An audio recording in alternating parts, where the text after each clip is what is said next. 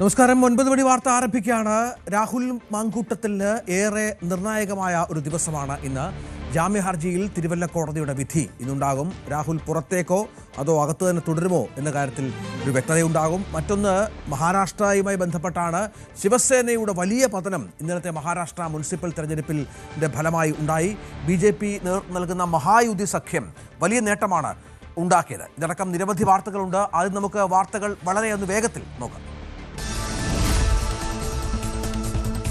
മൂന്നാം ബലാത്സംഗ കേസിൽ രാഹുലിന്റെ ജാമ്യ ഹർജിയിൽ ഇന്ന് വിധി. തിരുവല്ല കോടതി രാവിലെ 11 മണിക്ക് വിധി പറയും.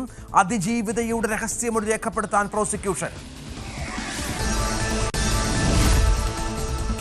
ശബരിമല സ്വർണ്ണക്കവർച്ചാ കേസിൽ VSSയിൽ നടത്തിയ ശാസ്ത്രീയ പരിശോധനാ ഫലം SITക്ക് കൈമാറും.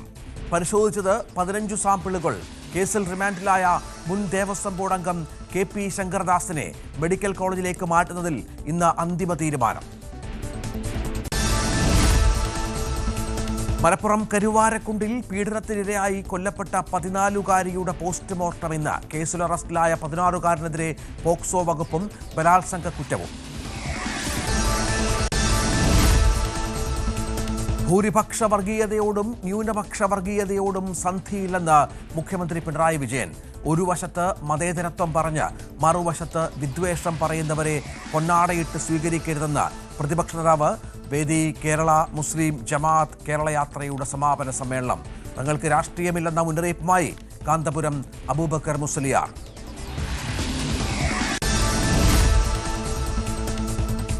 കലയുടെ പൂരം തകർത്താടുന്നു. തൃശൂർ കലോത്സവത്തിൽ കപ്പിനായി ഇഞ്ചോടിഞ്ചു പോരാട്ടം. നാടകവും സംഘനൃത്തവും അടക്കം ഇന്നരങ്ങിൽ.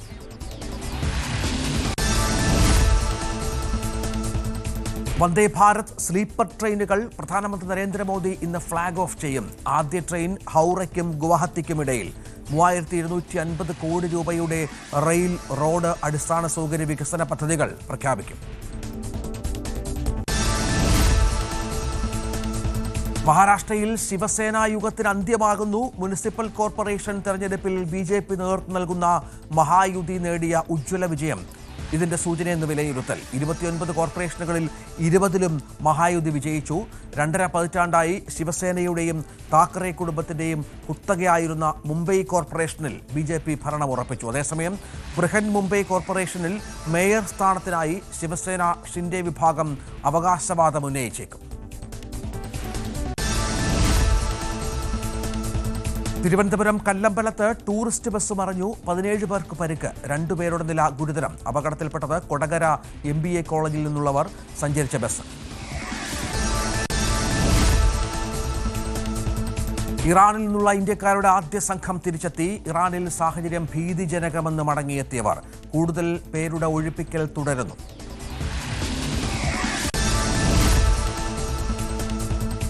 ഗ്രീൻലാൻഡിന്റെ നിയന്ത്രണം ഏറ്റെടുക്കുന്നതിൽ നിന്ന് US-നെ തടയുന്ന രാജ്യങ്ങൾക്കെതിരെ ഭീഷണിയുമായി ട്രംപ്. 7 ഇരട്ടി താരിഫ് ചുമത്തുമെന്ന് മുന്നറിയിപ്പ്. US-ന്റെ ദേശീയ സുരക്ഷയ്ക്ക് ഗ്രീൻലാൻഡ് അനിവാര്യമെന്നും ട്രംപ്.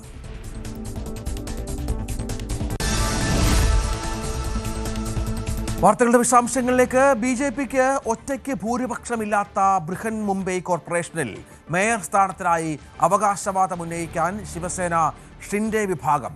എന്നാൽ പാർട്ടിയിൽ നിന്ന് തന്നെയാകും മേയർ എന്ന നിലപാടിലാണ് BJP.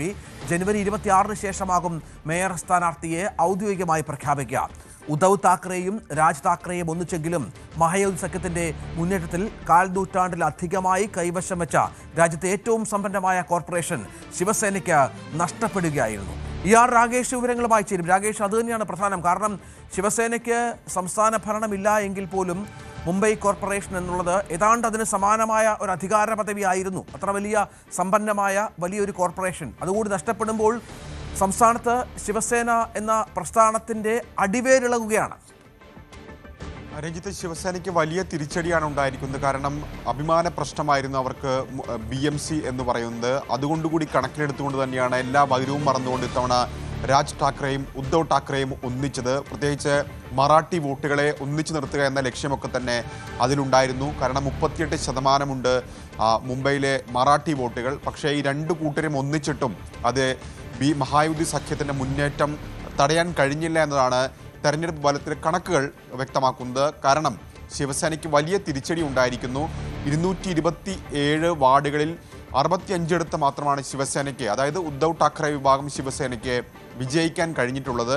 മറുവശത്ത് BJP 88 സീറ്റുകളിലാണ് വിജയിച്ചിട്ടുള്ളത്. ഷിൻഡെ വിഭാഗം ശിവസേന അവർക്ക് 29 വാർഡുകളിൽ വിജയിക്കാൻ സാധിച്ചു. അവർ 53 വാർഡുകളിലാണ് ജയിച്ചിരുന്നത്. അതിൽ 29 ജയിക്കാൻ അവർക്ക് സാധിച്ചു എന്ന് പറയുമ്പോൾ സ്വാഭാവികമായും ഞങ്ങളാണ് യഥാർത്ഥ ശിവസേന എന്ന് സ്ഥാപിക്കാൻ ഒരിക്കൽ കൂടി ഷിൻഡെയ്ക്ക് അവസരം ലഭിച്ചിരിക്കുകയാണ്. ലോക്സഭാ തെരഞ്ഞെടുപ്പിൽ ഷിൻഡെ വിഭാഗത്തിനും BJPക്കും സംസ്ഥാനത്ത് തിരിച്ചടി ഉണ്ടായെന്നുള്ള വസ്തുതയാണ്. പക്ഷേ അതിനുശേഷം നടന്ന നിയമസഭാ തെരഞ്ഞെടുപ്പിൽ അവർ വലിയ മുന്നേറ്റം നടത്തുകയും ഭരണം നിലനിർത്തുകയും ചെയ്തു. ഇപ്പോൾ BMC Brihan Mumbai municipal corporation തെരഞ്ഞെടുപ്പിൽ കൂടി അത് ആവർത്തിക്കുമ്പോൾ യഥാർത്ഥ ശിവസേന ഞങ്ങൾ തന്നെയാണ് സ്ഥാപിക്കാൻ ഒരിക്കൽ കൂടി ഏക്നാഥ് ഷിൻഡെയ്ക്ക് അവസരം ലഭിച്ചിരിക്കുകയാണ്. അതുതന്നെയാണ് ഇപ്പോൾ ഏക്നാഥ് ഷിൻഡെ ആയുധമാക്കാൻ പോകുന്നതും. അതായത് BJP ആവർത്തിക്കുന്നത് ആദ്യമായി പാർട്ടിയിൽ നിന്നൊരു മേയർ മുംബൈ ഭരിക്കുമെന്ന് BJP അവകാശപ്പെടുന്നു. പക്ഷേ അങ്ങനെ ഏകപക്ഷീയമായി വിട്ടുകൊടുക്കാൻ തയ്യാറല്ല എന്നാണ് ഷിൻഡെ വിഭാഗം നേതാക്കൾ ആവർത്തിക്കുന്നത്. കാരണം മേയർ സ്ഥാനത്തിനായി സ്വാഭാവികമായും അവർ അവകാശവാദം ഉന്നയിക്കും. അത്തരം സൂചനകളാണ് നേതാക്കൾ നൽകുകയും ചെയ്യുന്നത്. കാരണം 114 പേരുടെ പിന്തുണയാണ് കേവല ഭൂരിപക്ഷത്തിന് വേണ്ടത്. BJPക്ക് 88 കൗൺസിലർമാരാണുള്ളത്. 88 വാർഡുകളിലാണ് അവർ വിജയിച്ചിട്ടുള്ളത്. അതായത് 26-27 കൗൺസിലർമാരുടെ പിന്തുണ കൂടി അവർക്ക് വേണ്ടതുണ്ട്. ഈ ഒരു സാഹചര്യത്തിൽ സ്വാഭാവികമായും 29 എന്ന് പറയുന്ന ഷിൻഡെയുടെ നമ്പർ, അങ്ങനെ കിങ് മേക്കർ ആകാൻ ഷിൻഡെയ്ക്ക് സാധിക്കും.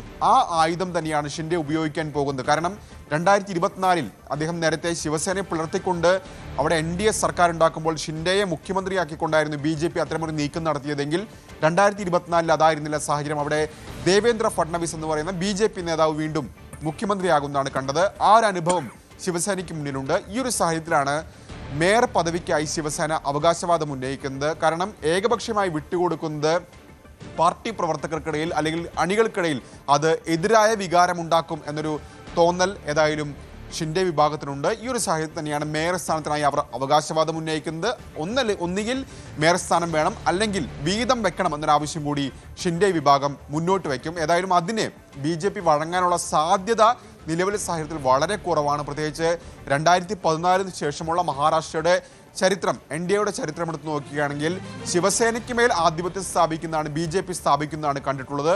ഒരുപക്ഷെ ഉദ്ധവ് ഠാക്കറെ മുന്നണി വിട്ടുപോകാനുള്ള പ്രധാനപ്പെട്ട കാരണം പോലും BJP വെള്ളിയേട്ടൻ ചമയുന്നു എന്നുള്ള അവരുടെ ആരോപണമാണ്. ഏതായാലും 26-ന് ശേഷമായിരിക്കും ചർച്ചകൾ നടക്കുക. കാരണം മുഖ്യമന്ത്രി ദേവേന്ദ്ര ഫഡ്നവിസ് വിദേശ പര്യടനത്തിൽ പോവുകയാണ്. അദ്ദേഹം മടങ്ങിയെത്തിയതിനു ശേഷം 26-ന് ശേഷം പ്രഖ്യാപനം ഉണ്ടാകുമെന്നാണ് ഇപ്പോൾ BJP നേതാക്കൾ അറിയിക്കുന്നത്. രാകേഷ് വിവരങ്ങൾ പങ്കുവച്ചു.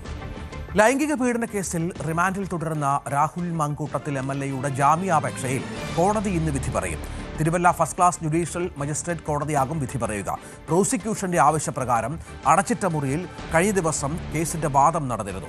IT നിയമപ്രകാരം വീഡിയോ കോൺഫറൻസിംഗ് മുഖേന രേഖപ്പെടുത്തിയ യുവതിയുടെ മൊഴി SIT കോടതിയിൽ സമർപ്പിച്ചിട്ടുണ്ട്. അതേസമയം നടപടിക്രമങ്ങൾ പാലിക്കാതെയാണ് രാഹുലിന്റെ അറസ്റ്റ് എന്നാണ് പ്രതിഭാഗത്തിന്റെ വാദം. BV അരുൺ ചേരുകയാണ്. അരുണ്, കഴിഞ്ഞ 2 കേസുകളിൽ, ഇതിനു മുൻപുള്ള 2 കേസുകളിൽ മുൻകൂർ ജാമ്യം നേടിയ, മുൻകൂർ ജാമ്യത്തിന്റെ ആനുകൂല്യം പറ്റിയ ആളാണ് രാഹുൽ. പക്ഷേ ഇത്തവണ കാര്യങ്ങൾ കുറച്ചുകൂടി കുരുക്കുണ്ട്.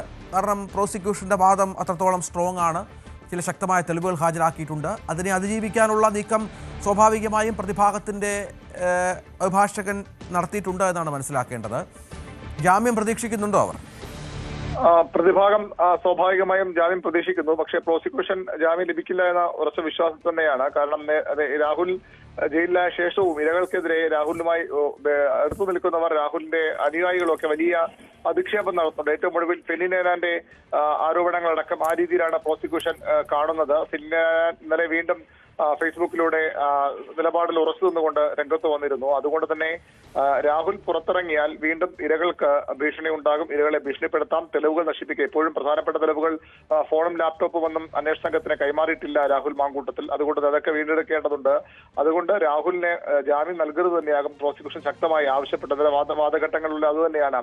രാഹുലിന്റെ ഒരു സ്വാധീന ശക്തി, രാഹുലിന്റെ രാഷ്ട്രീയത്തിനപ്പുറത്തേക്കുള്ള പിൻബലം, ഇതെല്ലാം ചൂണ്ടിക്കാട്ടിയാണ് രാഹുൽ പുറത്തിറങ്ങിയാൽ ഇരകൾ ഇരകൾക്ക് ഭീഷണിയുണ്ട്, ഇരകളെ ഭീഷണിപ്പെടുത്തും, സ്വാഭാവികമായും തെളിവുകൾ ഇല്ലാതാക്കാൻ ശ്രമം ഉണ്ടാകും. അതുകൊണ്ട് രാഹുൽ കസ്റ്റഡി തന്നെ തുടരണം. പാലക്കാട് അടക്കമുള്ള സ്ഥലങ്ങളിൽ രാഹുലിനെ തെളിവെടുപ്പ് എടുക്കേണ്ടതുണ്ട്. അത് നടന്നിട്ടില്ല. അന്വേഷണത്തോട് ചോദ്യം ചെയ്യലിനോട് രാഹുൽ സഹകരിക്കുന്ന കാര്യങ്ങളും പ്രോസിക്യൂഷൻ കോടതിയിൽ വാദിച്ചിട്ടുള്ളതാണ് നമുക്ക് മനസ്സിലാക്കാൻ കഴിയുന്നത്. അതുകൊണ്ട് തന്നെ രാഹുലിന്റെ ജാമ്യം നിഷേധിക്കാൻ ശക്തമായ ആവശ്യം പ്രോസിക്യൂഷൻ മുന്നോട്ട് വയ്ക്കും. വളരെ നിർണായകമാണ് രാഹുലിനും. കഴിഞ്ഞ ഞായറാഴ്ചയാണ് രാഹുൽ അറസ്റ്റിലാകുന്നത്, കസ്റ്റഡിയിലാകുന്നത്. അതിനുശേഷം ഏതാണ്ട് 6 ദിവസത്തോളം രാഹുൽ ജയിലിൽ തുടരുകയാണ്. ഇതിൽ 2 ദിവസം പോലീസ് കസ്റ്റഡിയിലും ഉണ്ടായിരുന്നു. ഏതായാലും രാഹുലിൽ നിന്ന് ഇനിയും വിവരങ്ങൾ കിട്ടേണ്ടതുണ്ട്. അതുകൊണ്ട് ജുഡീഷ്യൽ കസ്റ്റഡിയിൽ തുടരുകയും പോലീസ് കസ്റ്റഡിയിൽ ആവശ്യപ്പെടുകയും ചെയ്യാനുള്ള നീക്കമാകും പ്രോസിക്യൂഷൻ നടത്തുക. ശരി, വി അരുണാണ് വിവരങ്ങൾ പങ്കുവച്ചത്. ശബരിമല സ്വർണ്ണ കവർച്ചാ കേസിൽ VSSCയിൽ നടത്തിയ ശാസ്ത്രീയ പരിശോധനാ ഫലം ഇന്ന് പ്രത്യേക അന്വേഷണ സംഘത്തിന് കൈമാറും. ഇന്നലെ സീൽ ചെയ്ത കവറിൽ ഫലം കൊല്ലം വിജിലൻസ് കോടതിയിൽ നൽകിയിരുന്നു. 15 സാമ്പിളുകളാണ് പരിശോധിച്ചത്. ശബരിമലയിൽ ഇപ്പോഴുള്ളത് പഴയ സ്വർണ്ണപ്പാളികൾ തന്നെയാണോ എന്നതിൽ വ്യക്തത വരുന്നത് കേസ് അന്വേഷണത്തിൽ നിർണായകമാകും. പാളികളുടെ കാലപ്പഴക്കവും അതിലെ സ്വർണത്തിന്റെ അളവുമാണ് പരിശോധിച്ചത്. കേസിൽ റിമാൻഡിലായ മുൻ ദേവസ്വം ബോർഡ് അംഗം KP ശങ്കർദാസിനെ മെഡിക്കൽ കോളേജിലേക്ക് മാറ്റുന്നതിലും ഇന്ന് അന്തിമ തീരുമാനമുണ്ടാകും.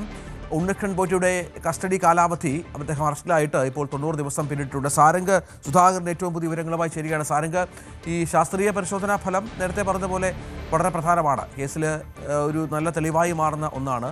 അതിൻ്റെ പ്രാധാന്യം എത്രത്തോളമുണ്ട് എന്നാണ് മനസ്സിലാക്കേണ്ടത്. ഒപ്പം KP ശങ്കർദാസിൻ്റെ കാര്യം കൂടി. രഞ്ജിത്ത്, ഈ ഒരു ശബരിമല സ്വർണ്ണക്കൊള്ള കേസിൻ്റെ തുടക്കം തൊട്ട് തന്നെ ഉണ്ടായിരുന്ന വലിയൊരു ചോദ്യമായിരുന്നു എത്ര സ്വർണം ഇവിടെ നിന്നും മോഷണം പോയി അല്ലെ കൊള്ള നടത്തി എന്ന കാര്യത്തിലുള്ളൊരു ചോദ്യം. അതായത് ഈ ഒരു പ്രതിപക്ഷമായിക്കോട്ടെ മറ്റ് മുന്നണികളായിക്കോട്ടെ പലതരത്തിലുള്ള കണക്കുകളായിരുന്നു ഉന്നയിച്ചിരുന്നത്. അതായത് ഇതിൽ എത്ര വർഷം കൊണ്ട് എത്ര സ്വർണം നഷ്ടപ്പെട്ടു എന്ന കാര്യത്തിലടക്കം ഒരു ഉത്തരം പ്രത്യേക അന്വേഷണ സംഘത്തിന് കണ്ടെത്താൻ കഴിയില്ല. അതിൽ ശാസ്ത്രീയ പരിശോധനയുടെ ഒരു ആവശ്യം നിലനിന്നിരുന്നു. അങ്ങനെയാണ് തിരുവനന്തപുരത്തെ VSSCയിലേക്ക് ഈ ഒരു സ്വർണ്ണപ്പാളിയുമായി ബന്ധപ്പെട്ട ഈ ഒരു ശാസ്ത്രീയ പരിശോധനയ്ക്ക് അയക്കുകയും അതിൻ്റെ പരിശോധനാ ഫലമാണ് ഇന്ന് പ്രത്യേക അന്വേഷണ സംഘത്തിന് കൈമാറുക. എന്നാൽ മാത്രമേ, അതായത് ഈ ഒരു കാലപ്പഴക്കവും ഒപ്പം എത്രത്തോളം സ്വർണം ഇതിൽ നിന്ന് നഷ്ടപ്പെട്ടിട്ടുണ്ടോ എന്നടക്കമുള്ള കാര്യങ്ങളിൽ കൃത്യത വന്നാൽ മാത്രമേ ആ സ്വർണം കണ്ടെത്തുന്നതിലും മാത്രമല്ല ഈ ഒരു ബെല്ലാരിയിൽ നിന്നും കണ്ടെത്തിയ സ്വർണം എന്നിവയിൽ നിന്നുള്ളൊരു അതായത് സ്വർണം എത്രത്തോളം കണ്ടെത്തിയിട്ടുണ്ട് മാത്രമല്ല ഈ ഒരു തൊണ്ടി മുതൽ വലിയൊരു വെല്ലുവിളി നിലനിൽക്കുന്നത് സ്വർണ്ണക്കൊള്ളയിൽ ഈ തൊണ്ടി മുതൽ കണ്ടെത്തുക എന്നതാണ്. കാരണം ഒരു കേസിലെ പ്രമുഖരെയും ഗൂഢാലോചനയിൽ പങ്കെടുത്തവരെ എല്ലാം അറസ്റ്റ് ചെയ്താലും ഈ ഒരു തൊണ്ടി മുതൽ കണ്ടെത്തിയാൽ മാത്രമേ ഇതിൽ എത്രത്തോളം, അതായത് കോടതിയിൽ കേസ് വരുമ്പോൾ അത് വളരെ വലിയ നിർണായകവുമാണ്. അതുകൊണ്ടാണ് ഈ ഒരു നഷ്ടപ്പെട്ട സ്വർണത്തിൻ്റെ കണക്ക് രേഖപ്പെടുത്തുക അല്ലെങ്കിൽ അതിൻ്റെ കാലപ്പഴക്കം അതിൽ ഈ ഒരു മാറ്റി വെച്ചിട്ടുണ്ടോ, അതായത് തിരിമറികൾ നടന്നിട്ടുണ്ടോ എന്ന കാര്യത്തിലടക്കം ശാസ്ത്രീയ പരിശോധന വലിയ നിർണായകമാണ്. അതിൻ്റെ ഭാഗമായിട്ടുള്ള റിപ്പോർട്ടാണ് ഇന്ന് പ്രത്യേക അന്വേഷണ സംഘത്തിന് കൈമാറുക. മാത്രമല്ല 19-ാം തീയതി വരുന്ന 19-ന് ഈ ഒരു അന്വേഷണ പുരോഗതി അടക്കം കോടതിയെ വീണ്ടും ധരിപ്പിക്കേണ്ട ഒരു സാഹചര്യം നിലനിൽക്കുന്നുണ്ട്. അതുമായി ബന്ധപ്പെട്ട് ഇപ്പോൾ അറസ്റ്റിലായിരിക്കുന്ന വിജയകുമാർ ആയിക്കോട്ടെ ഒപ്പം തന്നെയുള്ള മറ്റുള്ളവരുടെയും ചോദ്യം ചെയ്യലടക്കമുള്ള കാര്യങ്ങളിലെ വിശദീകരണം ഒരു അന്വേഷണ റിപ്പോർട്ടിൽ പങ്കുവെക്കുമെന്നാണ് മനസ്സിലാക്കാൻ കഴിയുന്നത്. പിന്നെ ശങ്കർദാസിൻ്റെ ഈ ഒരു സ്വകാര്യ ആശുപത്രിയിലാണ് ഇപ്പോൾ ചികിത്സ നടക്കുന്നത്. തിരുവനന്തപുരത്തെ സ്വകാര്യ ആശുപത്രിയിൽ ചികിത്സയ്ക്ക് വരുന്ന ശങ്കർദാസിനെ ഇന്ന് മെഡിക്കൽ കോളേജ് ആശുപത്രിയിലേക്ക് മാറ്റാനുള്ള ഒരു സാഹചര്യം കൂടി വിലയിരുത്തും. അത് പ്രത്യേക അന്വേഷണ സംഘം ഒരു മെഡിക്കൽ ബോർഡിൻ്റെ തീരുമാനം അടക്കം വിലയിരുത്തിയതിന് ശേഷമായിരിക്കും ആ കാര്യത്തിൽ തീരുമാനമെടുക്കുക. മാത്രമല്ല ഈ ഒരു കൂടുതൽ, അതായത് രേഖകളിലെ അടക്കം പരിശോധനകൾ നടത്തിയതിന് ശേഷമായിരിക്കും ഈ ഒരു സ്വർണ്ണക്കൊള്ളയുമായി ബന്ധപ്പെട്ട ഈ ഒരു ശാസ്ത്രീയമായ പരിശോധന ഫലം അടക്കം താരതമ്യം ചെയ്യേണ്ടതുണ്ട്. അതടക്കം വിലയിരുത്തിയ ശേഷമായിരിക്കും ഇനി 19-ാം തീയതി വരുന്ന ഈ ഒരു അന്വേഷണ സംഘത്തിൻ്റെ പുരോഗതി കോടതിയെ ധരിപ്പിക്കുക. കഴിഞ്ഞ 2 തവണയും ഈ ഒരു ബോർഡ് അംഗങ്ങളിലേക്ക് അന്വേഷണം പോകാത്തതിൽ വലിയ വിമർശനം കോടതിയുടെ ഭാഗത്തുനിന്ന് ഉണ്ടായിരുന്നു. അത് മറികടക്കാൻ വേണ്ടി ആശുപത്രിയിലെത്തിയായിരുന്നു ശങ്കർദാസിനെ അടക്കം അറസ്റ്റ് രേഖപ്പെടുത്തിയത്. വിജയകുമാറിനെ അതിനു മുൻപും അറസ്റ്റ് ചെയ്തിരുന്നു. ഇനി ഇതിന് പിന്നിലുള്ള ഗൂഢാലോചനയിലേക്ക് എത്രയും പെട്ടെന്ന് എത്താനുള്ളൊരു ശ്രമമാണ് പ്രത്യേക അന്വേഷണ സംഘം നടത്തുന്നത്. അതിനൊപ്പം തന്നെ ശാസ്ത്രീയ തെളിവുകളും ഒപ്പം തൊണ്ടി മുതൽ കണ്ടെത്താനുള്ള നീക്കവും പ്രത്യേക അന്വേഷണ സംഘത്തിന്റെ ഭാഗത്തു നിന്നും ഉണ്ടാകും. രഞ്ജിത്ത്, ശരി. മലപ്പുറം കരുവാരക്കുണ്ടിൽ പീഡനത്തിനിരയായി കൊല്ലപ്പെട്ട 14-കാരിയുടെ പോസ്റ്റ്മോർട്ടം ഇന്ന് നടക്കും. കേസിൽ അറസ്റ്റിലായ 16-കാരനെതിരെ പോക്സോ വകുപ്പും ബലാത്സംഗ കുറ്റവും ചുമത്തും. അനുമോദ് വിവരങ്ങൾ പങ്കുവെക്കുകയാണ്. അനുമോദ്, എന്തൊക്കെയാണ് ഇനിയുള്ള ഇതിന്റെ നടപടിക്രമങ്ങൾ? കൂടുതൽ എന്തെങ്കിലും അന്വേഷണത്തിന് അല്ലെങ്കിൽ ഇതുമായി ബന്ധപ്പെട്ട് കൂടുതൽ ഏതെങ്കിലും ആളുകൾ ഉൾപ്പെട്ടിട്ടുണ്ടോ എന്ന ബോധ്യമുണ്ടായിട്ടുണ്ടോ ഇതുവരെ?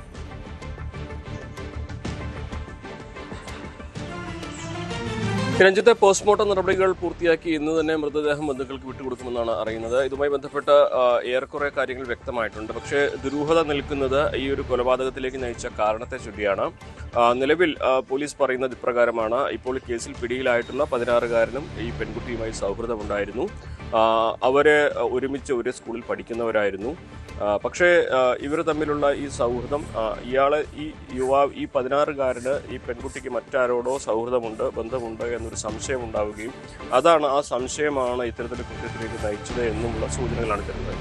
അതോടൊപ്പം തന്നെ മറ്റൊരു കാര്യവും പോലീസ് സൂചിപ്പിക്കുന്നുണ്ട്. ഇത്തരത്തിൽ ഈ പീഡനത്തിന് ശേഷം നടന്ന കാര്യങ്ങൾ പെൺകുട്ടി വീട്ടിൽ പറയുമെന്ന് പറഞ്ഞപ്പോൾ അതേ ചൊല്ലിയുണ്ടായിട്ടുള്ള പ്രശ്നങ്ങളാണ് കൊലപാതകത്തിന് നയിച്ചതെന്നും പോലീസിന് സംശയമുണ്ട്. അപ്പോൾ ഈ രണ്ട് കാര്യത്തിലൊരു വ്യക്തത ഇയാളുടെ മൊഴിയിൽ നിന്ന് വരേണ്ടതുണ്ട്. അതാണ് പോലീസിനെ സംബന്ധിച്ച് ഇപ്പോൾ തലവേദന ഉണ്ടാക്കുന്നത്. ഇതിൽ ഏതാണ് ശരിയായിട്ടുള്ള ഈ കൊലപാതകത്തിന്റെ കാരണമെന്ന കാര്യത്തിൽ ഇയാളുടെ മൊഴി സംബന്ധിച്ച് ദുരൂഹത നിലനിൽക്കുന്നു. എന്തിന് കൊന്നു എന്നതിന് കൃത്യമായിട്ടൊരു ഉത്തരം ഇതുവരേക്കും ലഭിച്ചിട്ടില്ല. ഈ രണ്ട് കാരണങ്ങളാണ് അതിൽ പോലീസ് സൂചിപ്പിക്കുന്നത്. ഒന്ന് സംശയം, മറ്റൊന്ന് ഈ നടന്ന കാര്യങ്ങൾ വീട്ടിൽ പറയുമെന്നുള്ള പെൺകുട്ടിയുടെ ഭീഷണി. ഈ കാര്യങ്ങളാകാം ഈ കൊലപാതകത്തിലേക്ക് നയിച്ചത് എന്ന രീതിയിലാണ് പോലീസിന്റെ ഭാഗത്തുള്ള അന്വേഷണം. എന്താണെങ്കിലും ഇയാൾക്കെതിരെ കൊലക്കുറ്റവും പോക്സോ വകുപ്പുകളും ചുമത്തിയിട്ടുണ്ട്. ജുവനൈൽ ജസ്റ്റിസ് കോർട്ട് മുമ്പിലായിരിക്കും ഇയാളെ ഹാജരാക്കുക. പെൺകുട്ടിയുടെ മൃതദേഹം ഉച്ചയോടെ ബന്ധുക്കൾക്ക് വിട്ടുകൊടുക്കുമെന്നാണ് അറിയാനായിട്ടുള്ളത്. ശരി അനുമോദ്. മറ്റു വാർത്തയിലേക്ക് പോയാൽ തൊണ്ടി മുതൽ തിരിമറി കേസ് മുൻമന്ത്രി ആന്റണി രാജുവിൻ്റെ MLA സ്ഥാനം തെറിച്ച കേസാണ്. ഇതിൽ ആന്റണി രാജു അപ്പീൽ നൽകി എന്നുള്ള വിവരം ഇന്നലെ പുറത്തു വന്നിരുന്നു. ഇതുമായി ബന്ധപ്പെട്ട് ഇന്ന് കോടതിയിൽ വാദം കേൾക്കുന്നുണ്ട്. 3 വർഷം തടവ് ശിക്ഷ റദ്ദാക്കണമെന്നാവശ്യപ്പെട്ടാണ് ആന്റണി രാജു തിരുവനന്തപുരം പ്രിൻസിപ്പൽ സെഷൻസ് കോടതിയിൽ അപ്പീൽ നൽകിയത്. കാന്തപുരത്തിന്റെ കേരള യാത്രയുടെ സമാപന വേദിയിൽ വാക്പോരുമായി മുഖ്യമന്ത്രി പിണറായി വിജയനും പ്രതിപക്ഷ നേതാവ് VD സതീശനും ഭൂരിപക്ഷ വർഗീയതയോടും ന്യൂനപക്ഷ വർഗീയതയോടും സന്ധിയില്ലെന്ന് മുഖ്യമന്ത്രി പറഞ്ഞു. ശക്തമായ നിലപാടെടുത്തതിനാലാണ് സംസ്ഥാനത്ത് കഴിഞ്ഞ 10 വർഷമായി ഒരു വർഗീയ സംഘർഷവും ഉണ്ടാകാത്തത്. രാജ്യവ്യാപകമായി മുസ്ലിം വിഭാഗങ്ങൾ വേട്ടയാടപ്പെടുന്നുവെന്നും ന്യൂനപക്ഷത്തിന് വേണ്ടി ശബ്ദമുയർത്തുന്നത് ഇടതുപക്ഷമാണ് എന്നും മുഖ്യമന്ത്രി പറഞ്ഞു. ഒരു വർഗീയതയെ മറ്റൊരു വർഗീയത കൊണ്ട് നേരിടാനാവില്ല. ഈ രണ്ട് വർഗീയതയും പരസ്പര പൂരകങ്ങളായി പ്രവർത്തിക്കുകയാണ് ചെയ്യുക. അപ്പോൾ വർഗീയതയെ എതിർക്കുന്നത് മതനിരപേക്ഷതയുടെ ഭാഗമായിട്ട് മാത്രമാണ്. നമ്മുടെ രാജ്യത്തിൻ്റെ മതനിരപേക്ഷ സമൂഹമാകെ വർഗീയത എതിർക്കാൻ തയ്യാറാവണം. നമ്മുടെ രാജ്യത്തായാലും കേരളത്തിലായാലും ഭൂരിപക്ഷ ന്യൂനപക്ഷ വ്യത്യാസമില്ലാതെ ഭൂരിപക്ഷത്തിലും ന്യൂനപക്ഷത്തിലും മഹാഭൂരിപക്ഷം മതനിരപേക്ഷ ചിന്താഗതിക്കാരാണ്. ആ മതനിരപേക്ഷത ശക്തിപ്പെടുത്തുകയാണ് വേണ്ടത്. മതനിരപേക്ഷതയുടെ ഭാഗമായി നിന്നുകൊണ്ട് മാത്രമേ വർഗീയതയെ തുരത്താനാവുകയുള്ളൂ, വർഗീയതയെ ഒറ്റപ്പെടുത്താനാവുകയുള്ളൂ. അപ്പോൾ വർഗീയതയോട്, ഏത് വർഗീയതയായാലും ഒരു തരത്തിലുള്ള മൃദു സമീപനവും സ്വീകരിച്ചു പോകാൻ സാധാരണ നിലക്ക് പാടില്ല. അത് മതനിരപേക്ഷതയ്ക്ക് ആപത്ത് മാത്രമേ ഉണ്ടാക്കൂ. അങ്ങനെ മൃദു സമീപനം സ്വീകരിച്ചാൽ അതിൻ്റെ അർത്ഥം വർഗീയതയെ പ്രോത്സാഹിപ്പിക്കുന്നുവെന്നതാണ്. ഇത് കൃത്യമായി തിരിച്ചറിഞ്ഞുള്ള സമീപനം പൊതുവെ നമുക്ക് സ്വീകരിക്കാൻ കഴിയേണ്ടതായിട്ടുണ്ട്.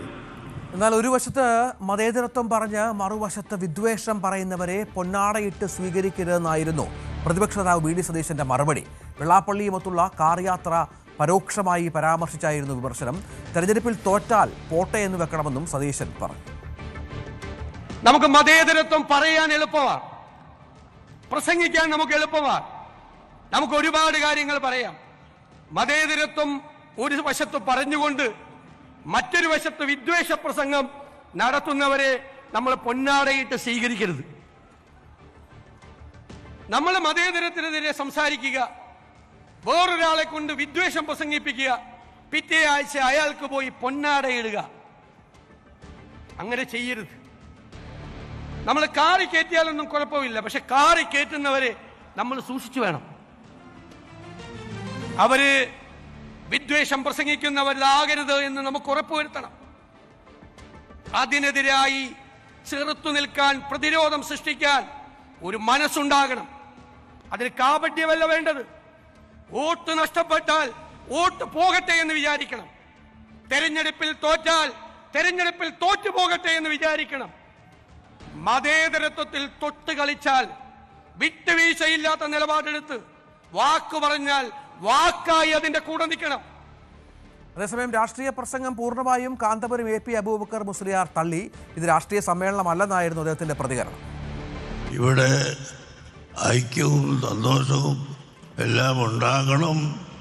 അതേസമയത്ത് ഈ ഐക്യവും സ്നേഹവും ഒരു രാഷ്ട്രീയ പ്രവർത്തനമായി ആരും ഉപയോഗപ്പെടുത്താതെ നമ്മുടെ രാജ്യത്തിന് വേണ്ടി ഉപയോഗപ്പെടുത്തണം എന്ന് ഞാൻ പ്രത്യേകമായി ഓർമ്മപ്പെടുത്തുന്നു. മറ്റു വാർത്തയിലേക്ക്. ഫ്രാങ്കോ മുളയ്ക്കൽ പ്രതിയായ ബലാത്സംഗ കേസിൽ സ്പെഷ്യൽ പ്രോസിക്യൂട്ടറെ നിയമിച്ചതിന് നന്ദി പറഞ്ഞ സിസ്റ്റർ റാനറ്റ്. സർക്കാരിനും മാധ്യമങ്ങൾക്കും പൊതുസമൂഹത്തിനും നന്ദിയുണ്ട്. ആവശ്യപ്പെട്ട അഭിഭാഷകനെ തന്നെയാണ് സർക്കാർ അനുഭവിച്ചു തന്നതെന്നും സിസ്റ്റർ റാനറ്റ് പറഞ്ഞു. ഞങ്ങളുടെ കേസിൻ്റെ തുടർ നടപടികൾക്കായിട്ട് ഞാനൊരു പബ്ലിക് സ്പെഷ്യൽ പ്രോസിക്യൂട്ടറെ നൽകിയതായിട്ട് നിങ്ങൾക്കറിയാമല്ലോ. അതിൻ്റെ ഭാഗമായിട്ട് ഇന്നലെ പബ്ലിക് സ്പെഷ്യൽ പ്രോസിക്യൂട്ടറെ സർക്കാർ നൽകി. സർക്കാരിന് ഞാൻ എൻ്റെ നന്ദി അറിയിക്കുന്നു. മുഖ്യമന്ത്രിയോട് ഞാൻ എൻ്റെ നന്ദി അറിയിക്കുന്നു. നിങ്ങൾ ഓരോ മാധ്യമങ്ങളോടും മാധ്യമപ്രവർത്തകരോടും ഞാൻ എൻ്റെ നന്ദി അറിയിക്കുന്നു. കൂടാതെ ഇതറിഞ്ഞ് ഒത്തിരി സമൂഹത്തിൽ ഒത്തിരി നല്ല മനുഷ്യർ ഞങ്ങൾക്ക് സപ്പോർട്ടായിട്ട് ഒപ്പുശേഖരണം നടത്തുന്നതായിട്ട് ഞാൻ അറിഞ്ഞു. ഒന്ന് സ്പീഡപ്പ് ചെയ്യാനായിട്ട് ഓരോ പൊതുസമൂഹത്തിനോടും ഞാൻ നന്ദി പറയുന്നു. ശ്രീത്ത് വിവരങ്ങൾ പങ്കുവെക്കുകയാണ്. ശ്രീത്ത്, ദീർഘകാലമായുള്ള സിസ്റ്ററുടെ ആവശ്യമായിരുന്നു ഇത്. അത് ഒരു ഇടവേളയ്ക്ക് ശേഷം, വലിയൊരു ഗ്യാപ്പിന് ശേഷം സാധിച്ചു എന്നുള്ളതാണ് പ്രധാനം. ഇനിയിപ്പോൾ എന്താണ് അതിൻ്റെ മറ്റ് കാര്യങ്ങൾ? കേസിൻ്റെ നീക്കം കുറച്ചുകൂടി വേഗത്തിലാകുമെന്ന് പ്രതീക്ഷിക്കാം അല്ലേ?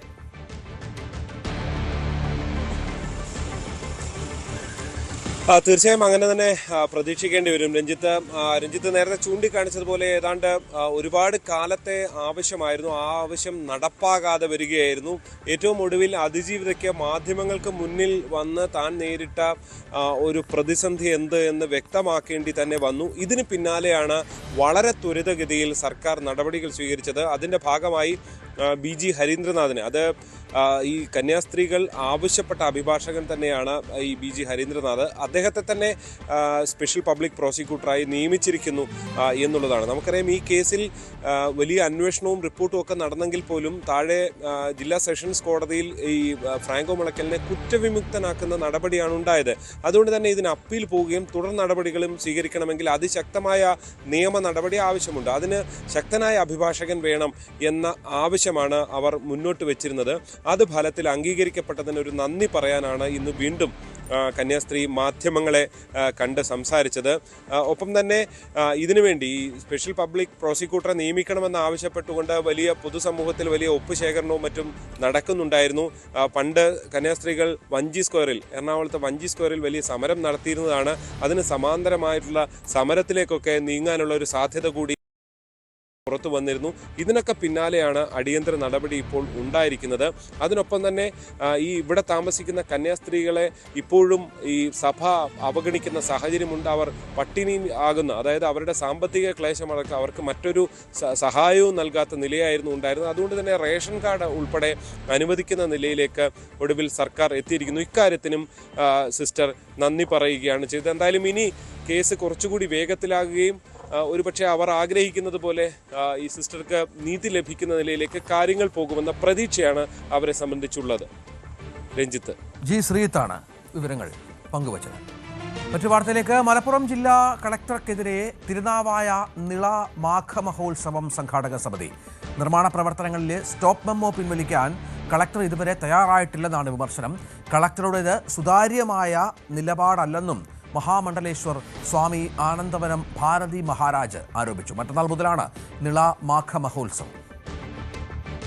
4 ദിവസം മുമ്പ് റവന്യൂ ഉദ്യോഗസ്ഥന്മാരെത്തി നമ്മൾ നടത്തിക്കൊണ്ടിരിക്കുന്ന യജ്ഞശാല, ഈ യജ്ഞശാലയിലേക്ക് പോകുന്നതിന് വേണ്ടിയിട്ട് ചെറിയൊരു പുഴയുടെ ഭാഗം ആഴമുള്ള ഭാഗത്തുള്ള ഒരു താൽക്കാലികമായിട്ടുള്ളൊരു തടിപ്പാലം, അങ്ങനെയുള്ള കാര്യങ്ങൾക്കൊക്കെ ഒരു സ്റ്റോപ്പ് മെമ്മോ തന്നിരിക്കുകയാണ്. ഇപ്പോൾ ഇന്നലെ കളക്ടറും SP-യും എല്ലാം ചേർന്നിട്ട് ഇവിടുത്തെ സംഘാടക സമിതി ഭാരവാഹികളെ അങ്ങനത്തെ ഒരു ചെറിയൊരു ടെൻഷൻ ഉണ്ടായ സമയത്ത് അത് പരിഹരിക്കുന്നതിൻ്റെ ഭാഗമായി എന്നുള്ള നിലയ്ക്ക് വിളിച്ചിരുന്നു. നമ്മുടെ ആളുകൾ അവിടെ പോവുകയും എല്ലാ തരത്തിലും അഡ്മിനിസ്ട്രേഷനുമായിട്ട് സഹകരിക്കാമെന്ന് പറയുകയും ചെയ്തു. പക്ഷെ അപ്പോഴും ഇതിൻ്റെ സുരക്ഷയൊക്കെ മുൻനിർത്തി എന്നുള്ളതുപോലെ കുറേ നിർദ്ദേശങ്ങൾ, കുറച്ച് ആവശ്യങ്ങൾ കളക്ടർ ഉന്നയിച്ച് അല്ലാതെ സ്റ്റോപ്പ് മെമ്മോ റദ്ദാക്കുകയോ അല്ലെങ്കിൽ ഔദ്യോഗികമായിട്ടുള്ളൊരു അനുമതി രേഖാമൂലം നൽകുകയോ ചെയ്തിട്ടില്ല. CB അനുമോദ് ചേരുകയാണ്. അനുമോദ്, ഈ സ്റ്റോപ്പ് മെമ്മോയുടെ പ്രശ്നമാണ്. നേരത്തെ നമുക്കറിയാം അനുമതിയുമായി ബന്ധപ്പെട്ട തർക്കമുണ്ടായിരുന്നു, അത് പരിഹരിക്കപ്പെട്ടു എന്നാണ് കരുതിയിരുന്നത്. പക്ഷേ ഇപ്പോഴും പൂർണ്ണമായും ഈ സംഘാടക സമിതിക്ക് നടപടികളിൽ ഒരു തൃപ്തിയില്ല എന്ന് വേണോ മനസ്സിലാക്കാൻ? ഇപ്പോഴും കാര്യങ്ങൾ സുഗമമായി മുന്നോട്ട് പോകുന്നതിൽ പല തടസ്സങ്ങൾ നിലനിൽക്കുന്നുണ്ട് എന്നാണോ സ്വാമി പറയുന്നത്?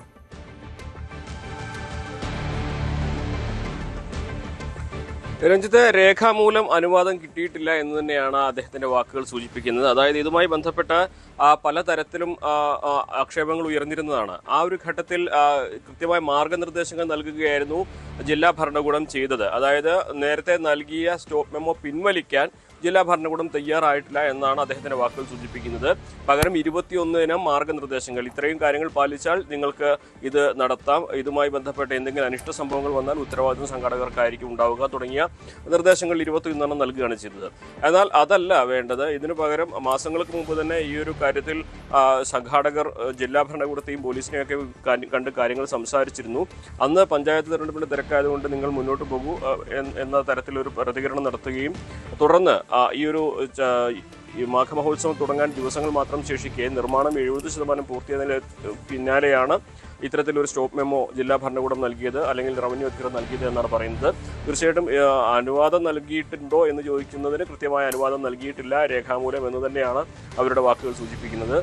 കാരണം സ്റ്റോപ്പ് മെമ്മോ നിലനിൽക്കുന്ന സാഹചര്യത്തിൽ എന്തെങ്കിലും ഒരു പ്രശ്നങ്ങൾ ഉണ്ടായിക്കഴിഞ്ഞാൽ നിയമം ലംഘിച്ചുകൊണ്ട് ഇവർ നടത്തിയെന്ന ഒരു തരത്തിലേക്കായിരിക്കും കാര്യങ്ങൾ പോവുക. സ്വാഭാവികമായിട്ടും ആ വ്യവസ്ഥകളോടെ നടത്താനുള്ള നിർദ്ദേശം നൽകുകയാണ് ചെയ്തിരിക്കുന്നത്. അതല്ലാതെ സ്റ്റോപ്പ് മെമ്മോ പിൻവലിച്ച് അവിടെ തുടരാനുള്ള അല്ലെങ്കിൽ തടസ്സം നീക്കാനുള്ള നടപടിയല്ല ജില്ലാ ഭരണകൂടം സ്വീകരിച്ചിരിക്കുന്നത് എന്നൊരു നിലപാട് തന്നെയാണ് സംഘാടക സമിതി ഇപ്പോൾ വ്യക്തമാക്കിയിരിക്കുന്നത്. വലിയ പ്രതിഷേധം അവർക്കുണ്ട് എന്ന് തന്നെ സ്വാമി ആനന്ദവനത്തിൻ്റെ വാക്കുകൾ സൂചിപ്പിക്കുന്നുണ്ട്. നിശ്ചിതമായ വിമർശനം തന്നെ അദ്ദേഹം ജില്ലാ ഭരണകൂടത്തിനെതിരെ നടത്തിയിട്ടുണ്ട്. കാരണം ഇതിന് മുൻപ് ഉണ്ടായ ചില സംഭവങ്ങൾ കൂടി അദ്ദേഹം പല ഘട്ടങ്ങളിലായിട്ട് സൂചിപ്പിച്ചുകൊണ്ടാണ് അദ്ദേഹത്തിൻ്റെ വാക്കുകൾ പൂർണ്ണ തോതിലുള്ളത്. അപ്പോൾ ഇതിൽ നിലവിലെ സാഹചര്യത്തിൽ നിശ്ചയിച്ച രീതിയിൽ തന്നെ ഈ ഒരു ഉത്സവവുമായി മുന്നോട്ട് പോകും, ആഘമഹോത്സവമായി മുന്നോട്ട് പോകുന്നതിൻ്റെ സംഘാടകർ പറയുന്നു. മറ്റന്നാൾ ഗവർണർ വന്ന് ഇതിനുമായി ബന്ധപ്പെട്ട കൊടിനാട്ടൽ ചടങ്ങ്, അതായത് ധ്വജസ്ഥാപന ചടങ്ങുകളാണ് നടക്കുക. അതോടെ ഈ ഒരു മഹോത്സവത്തിൻ്റെ തുടക്കമാകും. തുടർന്ന് വൈകുന്നേരം നിളാരതിയും അതുപോലെ തന്നെ ഇതിനു മുൻപ് നിശ്ചയിച്ച യാഗങ്ങളും രഥപ്രയാണവും ഒക്കെ അതേ രീതിയിൽ തന്നെ മുന്നോട്ട് പോകും.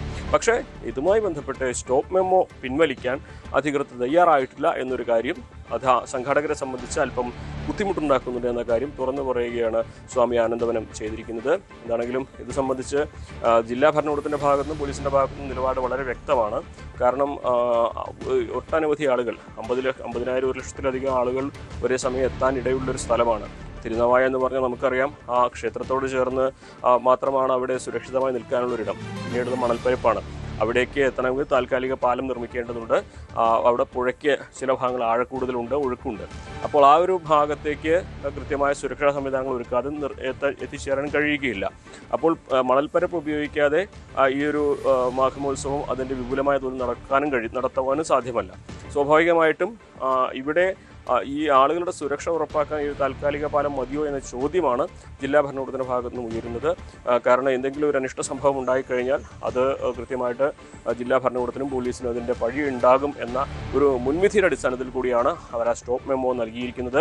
എന്താണെങ്കിലും ഇത് സംബന്ധിച്ചുള്ള ചടങ്ങുകളൊക്കെ ഈ മഹാമഹോത്സവം സംബന്ധിച്ച ചടങ്ങുകളൊക്കെ തന്നെ തുടങ്ങിക്കഴിഞ്ഞിട്ടുണ്ട്. ഇന്നലെ മുതൽ ശ്രാദ്ധക്രിയകൾ ആരംഭിച്ചു കഴിഞ്ഞു. ഇന്നും നാളെയും അത്തരത്തിലുള്ള ശ്രാദ്ധക്രിയകളാണ്, പിതൃശ്രാദ്ധക്രിയകളാണ് ഈ ചടങ്ങുകൾക്ക് മുന്നോടിയായിട്ടുള്ളത്. അപ്പോഴും ജില്ലാ ഭരണകൂടത്തിൻ്റെ ഭാഗത്തുനിന്ന് ഈ ഒരു പൂർണ്ണതോതിൽ സഹകരണം ലഭിക്കുന്നില്ല എന്നൊരു ആരോപണം സംഘാടക സമിതി ഉന്നയിക്കുമ്പോൾ നേരത്തെ അവർ ഉന്നയിച്ചുകൊണ്ടിരുന്ന ആ വിമർശനങ്ങൾക്ക് അതിൻ്റെ പിൻപറ്റി തന്നെ ഈ ഒരു കാര്യങ്ങൾ ചെല്ലുന്നു എന്ന് വേണം കരുതുവാൻ.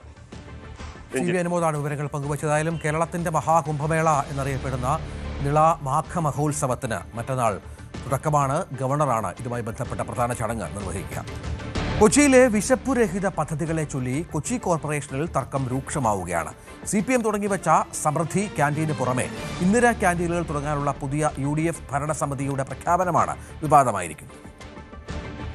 കൊച്ചി കോർപ്പറേഷന്റെ 50 ദിന കർമ്മ പദ്ധതികളുടെ പ്രഖ്യാപനത്തിനൊപ്പമാണ് mayor VK Minimol Indira canteen പ്രഖ്യാപനം നടത്തിയത്. കോർപ്പറേഷന്റെ തന്നെ സമൃദ്ധി ക്യാൻറ്റീനൊപ്പമായിരിക്കും ഇന്ദിരാ ക്യാൻറ്റീനുകൾ ആരംഭിക്കുകയെന്നും മേയർ വ്യക്തമാക്കിയിരുന്നു. സമൃദ്ധിയേറ്റ് കൊച്ചി പ്രവർത്തിക്കുന്ന നോർത്തിലെ പരമാര റോഡിലെയും ഫോർട്ട് കൊച്ചിയിലെയും ക്യാൻറ്റീനുകളോട് ചേർന്ന് ഇന്ദിരാ ക്യാൻറ്റീൻ ആരംഭിക്കുമെന്നായിരുന്നു പ്രഖ്യാപനം. കർണാടകയിലെ സിദ്ധരാമയ്യ സർക്കാരിന്റെ മാതൃകയിൽ നടപ്പിലാക്കുന്ന ഇന്ദിരാ ക്യാൻറ്റീനിൽ വെറും 10 രൂപയ്ക്കാണ് ഭക്ഷണം ലക്ഷ്യമിടുന്നത്.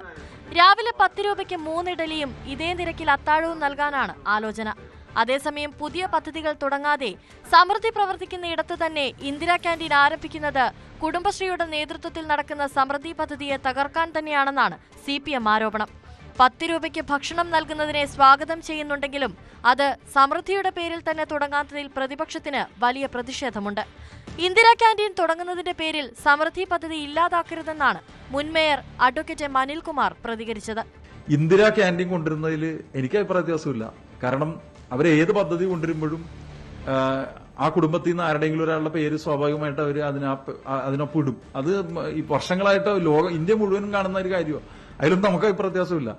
കാരണം ഭക്ഷണം ആരുടെ പേരിലാണെങ്കിലും കൊടുക്കുന്നത് സൗജന്യമായ നിരക്കിൽ കൊടുക്കുന്നതിന് പ്രശ്നമില്ല. അമ്മ ക്യാൻറ്റീൻ ഉണ്ട്, നമ്മ ക്യാൻറ്റീൻ ഉണ്ട്, ഇല്ലേ? പക്ഷെ ഒറ്റ പ്രശ്നമുള്ളൂ, അതുകൊണ്ട് ഈ സമൃദ്ധിക്കകത്ത് കൊണ്ടുവന്ന് ഓപ്പൺ ചെയ്ത് കുറച്ച് കഴിയുമ്പോൾ നമ്മുടെ ഈ സമൃദ്ധി പൂട്ടിക്കരുത്. കാരണം സമൃദ്ധി പൂട്ടിക്കഴിഞ്ഞാൽ അത് നമ്മുടെ പല ആളുകളുടെയും വയറ്റത്തടിക്കും, കുടുംബശ്രീക്കാരുടെയും വയറ്റത്തടിക്കും. 2021 കൊച്ചി കോർപ്പറേഷൻ ആരംഭിച്ച സമൃദ്ധി പദ്ധതിയിൽ 20 രൂപയ്ക്കാണ് ഉച്ചയൂണ് നൽകി വരുന്നത്. എന്നാൽ തമിഴ്നാട്ടിലെയും കർണാടകത്തിലെയും ഈ പദ്ധതികൾക്ക് സർക്കാർ സബ്സിഡി ഉണ്ടായിരുന്നു. എന്നാൽ നിലവിൽ സർക്കാർ സബ്സിഡി ഇല്ലാതെയാണ് കൊച്ചിയിലെ സമൃദ്ധി ക്യാൻറ്റീൻ പ്രവർത്തിക്കുന്നത്. പുതിയ പദ്ധതി നടപ്പിലാക്കുമ്പോൾ അധികമായി വരുന്ന സാമ്പത്തിക ബാധ്യത കോർപ്പറേഷൻ എങ്ങനെ നേരിടുമെന്നതും ചർച്ചയാകുന്നുണ്ട്. കൊച്ചി നോർത്തിലെ പരമാര റോഡ്, കടവന്ത്ര, ഫോർട്ട് കൊച്ചി എന്നിവിടങ്ങളിലാണ് നിലവിൽ സമൃദ്ധി ക്യാൻറ്റീനുകൾ പ്രവർത്തിക്കുന്നത്. ഇന്ദിരാ പദ്ധതി വിശപ്പുരഹിത കൊച്ചിക്ക് കൂടുതൽ ഗുണകരമാകുമെങ്കിലും രാഷ്ട്രീയ പോര് വരും ദിവസങ്ങളിലും ഏറും. ന്യൂസ് 18 കൊച്ചി. 9 മണി വാർത്ത തുടരും, ഇടവേളയ്ക്ക് ശേഷം.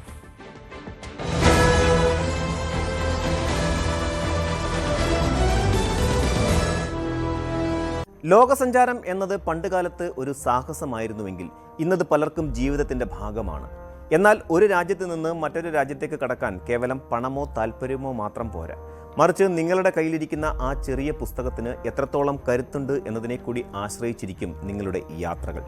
പാസ്പോർട്ട് എന്ന ഈ ഔദ്യോഗിക രേഖ വെറുമൊരു യാത്രാ അനുമതിയല്ല, മറിച്ച് അന്താരാഷ്ട്ര തലത്തിൽ നിങ്ങളുടെ രാജ്യത്തിന് എത്രത്തോളം സ്വീകാര്യതയുണ്ട് എന്നതിൻ്റെ സാക്ഷ്യപത്രമാണ്. ഓരോ വർഷവും ഹെൻലി പാസ്പോർട്ട് ഇൻഡെക്സ് ആഗോളതലത്തിൽ രാജ്യങ്ങളുടെ നയതന്ത്ര വിജയത്തിൻ്റെയും സാമ്പത്തിക സ്വാധീനത്തിൻ്റെയും അളവുകോലായി മാറാറുണ്ട്. ഈ വർഷത്തെ ഏറ്റവും പുതിയ കണക്കുകൾ പ്രകാരം ഇന്ത്യൻ പാസ്പോർട്ട് അതിൻ്റെ കരുത്ത് വർദ്ധിപ്പിച്ചിരിക്കുന്നു എന്നത് ഓരോ ഇന്ത്യക്കാരനും അഭിമാനിക്കാവുന്ന വാർത്തയാണ്. കഴിഞ്ഞ വർഷത്തെ അപേക്ഷിച്ച് ഇന്ത്യൻ പാസ്പോർട്ട് അന്താരാഷ്ട്ര തലത്തിൽ 5 സ്ഥാനങ്ങൾ മെച്ചപ്പെടുത്തി 80-ാം സ്ഥാനത്താണ് എത്തിയിരിക്കുന്നത്. കഴിഞ്ഞ തവണ 85-ാം സ്ഥാനത്തായിരുന്ന ഇന്ത്യ, നൈജർ, അൾജീരിയ എന്നീ രാജ്യങ്ങൾക്കൊപ്പമാണ് ഇപ്പോൾ സ്ഥാനം പങ്കിടുന്നത്. ഈ റാങ്കിംഗ് മെച്ചപ്പെട്ടതോടെ ഇന്ത്യൻ പൗരന്മാർക്ക് വിസയില്ലാതെയും അല്ലെങ്കിൽ വിസ ഓൺ അറൈവൽ സംവിധാനം വഴിയും സന്ദർശിക്കാവുന്ന രാജ്യങ്ങളുടെ എണ്ണം 55ആയി ഉയർന്നു. വിദേശയാത്രകൾ ആഗ്രഹിക്കുന്നവർക്ക് ഇത് വലിയൊരു ആശ്വാസമാണ് നൽകുന്നത്. വിസ നടപടിക്രമങ്ങളുടെ സങ്കീർണതകളും വലിയ തുകയും ഒഴിവാക്കി ലളിതമായി യാത്ര ചെയ്യാൻ കഴിയുന്ന രാജ്യങ്ങളുടെ പട്ടികയിൽ മാലദ്വീപ്, മൗറീഷ്യസ്, ഫിജി, മലേഷ്യ, ഫിലിപ്പൈൻസ് തുടങ്ങിയ വിനോദസഞ്ചാര കേന്ദ്രങ്ങൾ ഉൾപ്പെടുന്നു എന്നത് ശ്രദ്ധേയമാണ്. ഒരു പാസ്പോർട്ടിൻ്റെ കരുത്ത് അളക്കുന്നത് അത് കൈവശമുള്ള വ്യക്തിക്ക് മുൻകൂട്ടി വിസ എടുക്കാതെ എത്ര രാജ്യങ്ങളിലേക്ക് പ്രവേശിക്കാം എന്നതിനെ അടിസ്ഥാനമാക്കിയാണ്. ഇന്ത്യയുടെ റാങ്കിംഗ് മെച്ചപ്പെടുന്നത് സൂചിപ്പിക്കുന്നത് ആഗോളതലത്തിൽ ഇന്ത്യൻ പൗരന്മാർക്ക് ലഭിക്കുന്ന വിശ്വാസ്യത വർദ്ധിക്കുന്നു എന്നാണ്. അന്താരാഷ്ട്ര വ്യോമഗതാഗത അതോറിറ്റിയുടെ ഡേറ്റ ഉപയോഗിച്ചാണ് ഹെൻലി സൂചിക ഈ റാങ്കിംഗ് തയ്യാറാക്കുന്നത്. ഇത് ലോകത്തെ ഏറ്റവും ആധികാരികമായ പാസ്പോർട്ട് റാങ്കിംഗ് സംവിധാനമായി കരുതപ്പെടുന്നു. ഈ വർഷത്തെ ഹെൻലി പാസ്പോർട്ട് സൂചികയിൽ ഏറ്റവും ശ്രദ്ധേയമായ കാര്യം ആദ്യ 2 സ്ഥാനങ്ങളും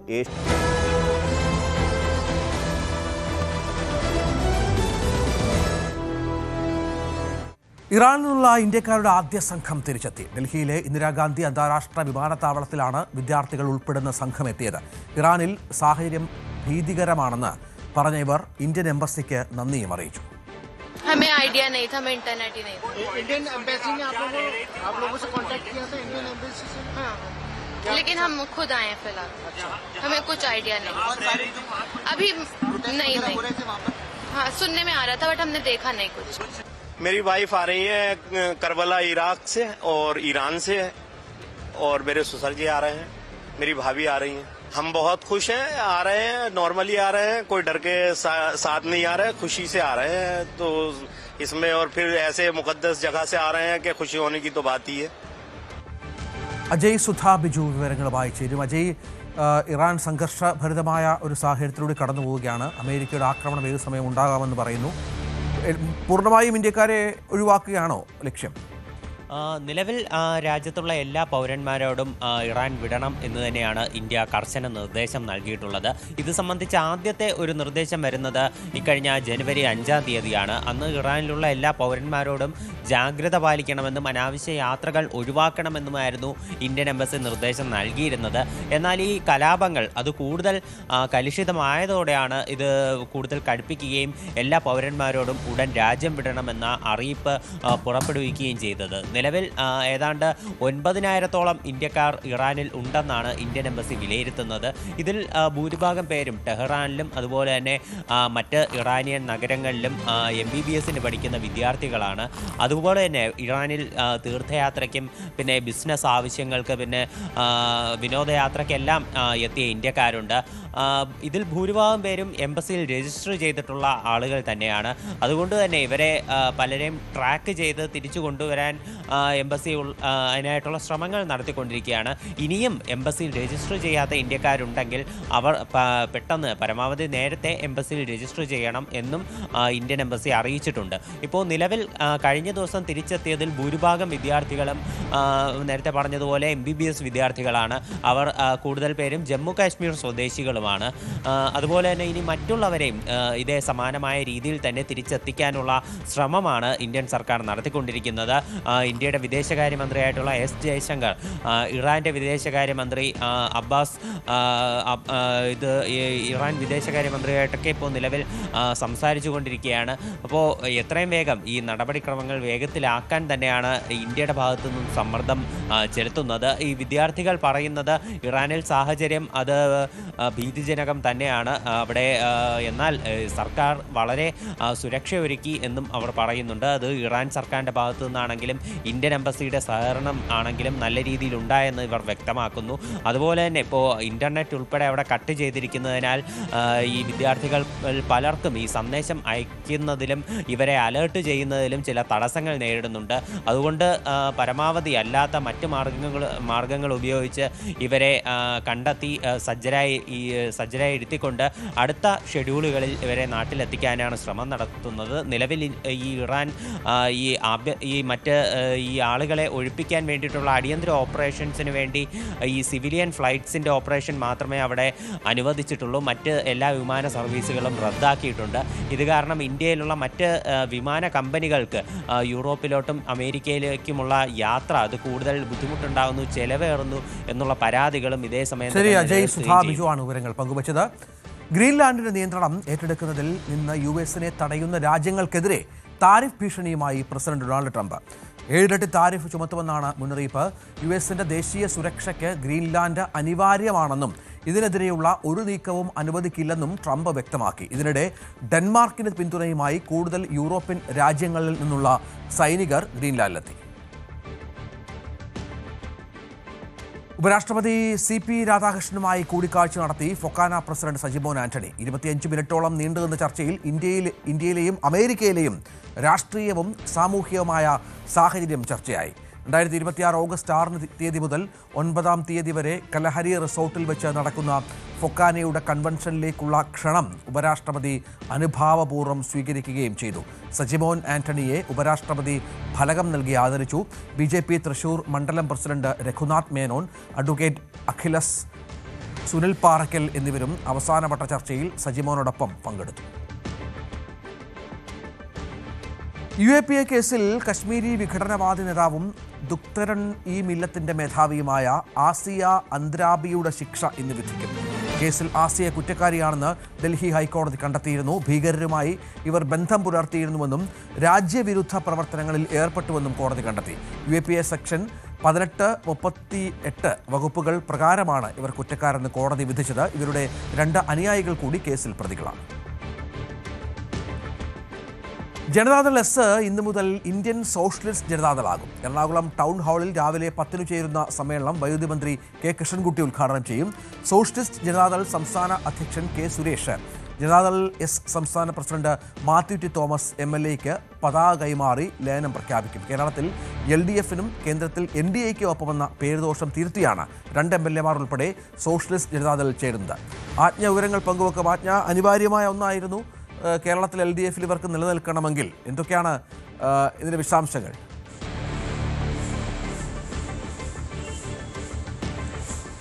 രഞ്ജിത്തെ കഴിഞ്ഞ 3 വർഷമായി, അതായത് 2022 മുതൽ തുടരുന്ന രാഷ്ട്രീയ അനിശ്ചിതത്വം തിരിച്ചുപിടിക്കാൻ വേണ്ടിയിട്ടാണ് ഈ ജനതാദൾ എസ് പുതിയ പാർട്ടിയായി രൂപീകരിക്കുന്നത്. സോഷ്യലിസ്റ്റ് ജനതാദൾ ചേർന്ന ഇന്ത്യൻ സോഷ്യലിസ്റ്റ് ജനതാദളായി മാറും. അതേസമയം നേരത്തെ തന്നെ ഇതുമായി ബന്ധപ്പെട്ട് തദ്ദേശ തെരഞ്ഞെടുപ്പുമായി മുൻപേ തന്നെ പാർട്ടി രൂപീകരണത്തിലേക്ക് നീങ്ങിയെങ്കിൽ അതിനുള്ള അനുമതികൾ ലഭിക്കാത്തത് കൊണ്ടാണ് പിന്നീടാക്കുന്നത്. പിന്നീട് ഇലക്ഷൻ കമ്മീഷന്റെ അനുമതിയോടുകൂടിയാണ് ഇപ്പോൾ പുതിയ പാർട്ടി രൂപീകരിക്കുന്നത്. എന്തായാലും പുതിയ പാർട്ടി രൂപീകരണം ഉണ്ടാകും. ഇന്ന് 10 മണിയോടുകൂടിയാണ് ഇവിടെ ടൗൺ ഹാളിൽ വെച്ചിട്ടാണ് വൈദ്യുതി മന്ത്രി കൃഷ്ണൻകുട്ടി ചടങ്ങ് ഉദ്ഘാടനം ചെയ്യും. മന്ത്രി മാത്യു ടി തോമസ് ആണ് പതാക ഏറ്റുവാങ്ങി ലയന സമ്മേളനത്തിൽ പതാക ഏറ്റുവാങ്ങുന്നത്. അതേസമയം തന്നെ നേരത്തെ സൂചിപ്പിച്ചതുപോലെ തന്നെ സംസ്ഥാനത്ത് LDFനൊപ്പവും അതുപോലെ കേന്ദ്രത്തിൽ BJPക്കൊപ്പവും എന്നുള്ള ദേശീയ തലത്തിൽ BJPക്കൊപ്പവും എന്നുള്ള നിലപാട് അത് കൂറുമാറ്റ നിരോധ നിയമപ്രകാരം വരുന്ന സാഹചര്യം MLAമാർക്ക് ഉണ്ടാകുന്ന, അതായത് കേരളത്തിലെ 2 MLAമാർക്ക് ഉണ്ടാകുന്ന പ്രശ്നങ്ങളുമൊക്കെ മുന്നിൽ കണ്ടുകൊണ്ടാണ് ഇത്തരത്തിലൊരു തീരുമാനത്തിലേക്ക് ജനതാദൾ എസ് നീങ്ങുന്ന ഒരു സാഹചര്യം കൂടി ഉണ്ടായത്. ഈ കഴിഞ്ഞ 3 വർഷമായി തുടരുന്ന അനിശ്ചിതാവസ്ഥയ്ക്ക് പരിഹാരമായി ഈ രാഷ്ട്രീയ അസ്തിത്വം തിരിച്ചുപിടിക്കാനുള്ള നീക്കത്തിൽ തന്നെയായിരുന്നു ജനതാദൾ കഴിഞ്ഞ 3 വർഷമായി. ഇതിന്റെ ഒടുവിലാണ് ഈ ലയനം എന്നുള്ള ഒരു തീരുമാനത്തിലേക്ക്, പുതിയ പാർട്ടി എന്നുള്ള ഒരു തീരുമാനത്തിലേക്ക് മാറി. എന്തായാലും ചക്രം തന്നെ ചിഹ്നമായി ലഭിക്കുമെന്നുള്ള പ്രതീക്ഷയിലാണ്. ചിഹ്നത്തിന് ഇതിന് ശേഷമായിരിക്കും, പാർട്ടി രൂപീകരണത്തിന് ശേഷമായിരിക്കും ചിഹ്നത്തിന് അപേക്ഷ നൽകുക. അതേസമയം മെമ്പർഷിപ്പ് ക്യാമ്പയിനും അതിനുശേഷമായിരിക്കും തുടങ്ങുക എന്നാണ് അറിയിച്ചിരിക്കുന്നത്. എന്തായാലും തൃശ്ശൂരിൽ കലാപൂരം.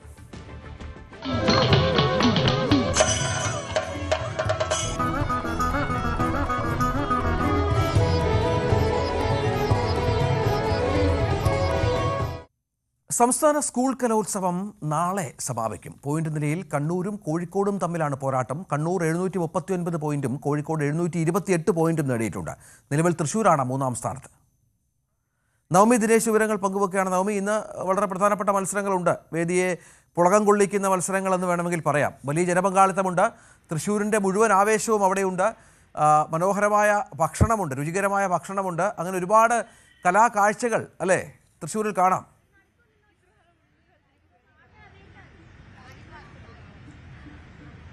അതെ രഞ്ജിത്ത്, എന്തായാലും ഇന്നത്തെ ദിവസത്തെ ആദ്യ മത്സരങ്ങൾ 10 മണിയോടുകൂടി തന്നെ ആരംഭിക്കും.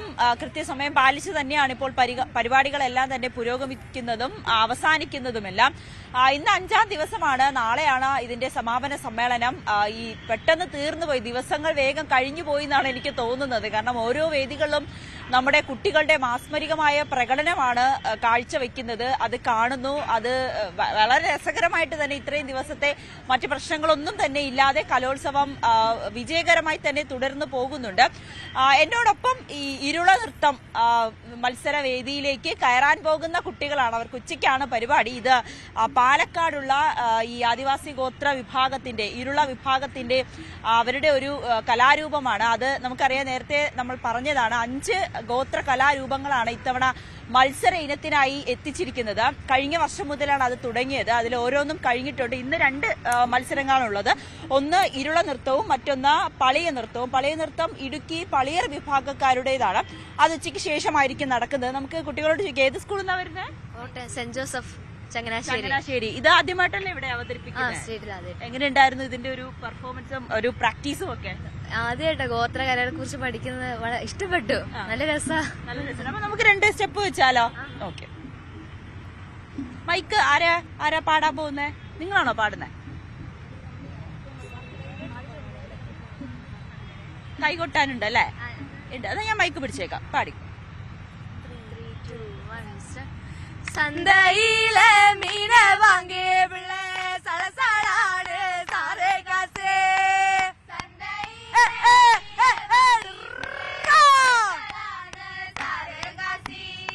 കൊത്തമല്ലി പത്തലെന്ന പിള്ളേ പോടെ നാളെ പാങ്കുത്ത് കൊത്തമല്ലി പത്തലെന്ന പിള്ളേ പോടെ നാളെ പാങ്കുത്ത് ലാലേ ലാലേ ലാലേ ലാലേ ലാലേ ലാലേ ലാലേ ലാലേ ലാലേ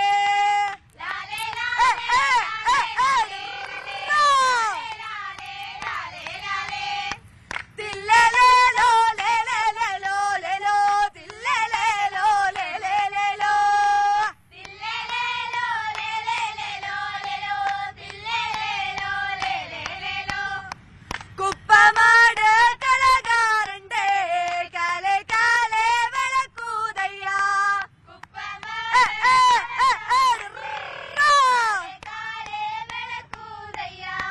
കാലേ കാലേ വിളക്കൂതയ്യ കയ്യേ കയ്യേ വിളക്കൂതയ്യ കാലേ കാലേ വിളക്കൂതയ്യ കയ്യേ കയ്യേ വിളക്കൂതയ്യ അത്തിക്കേത് മകരാളകോ വടിക മേലെ വൈകാമുല്ലോ